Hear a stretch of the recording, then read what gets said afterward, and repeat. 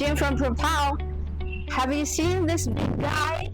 Today we are going to take the field test and awaken this sleeping giant with our sodium-ion starting battery. The truck is 24 volt, so we put 2 units of 12 volt battery in series to reach the total of 24 volt.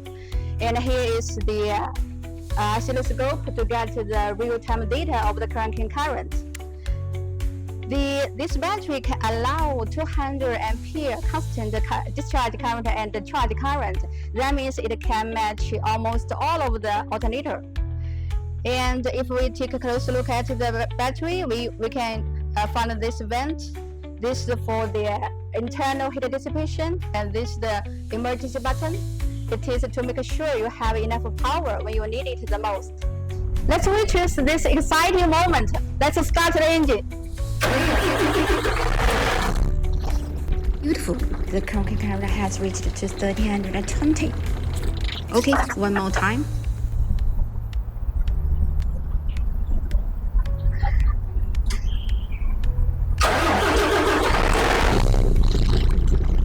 Second start, 1320 amps on again. Perfect.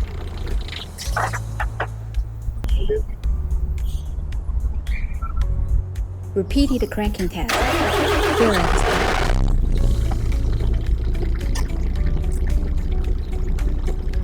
Strong and steady. Good job.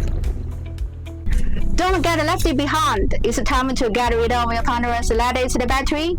Contact us now and enjoy the sodium revolution today.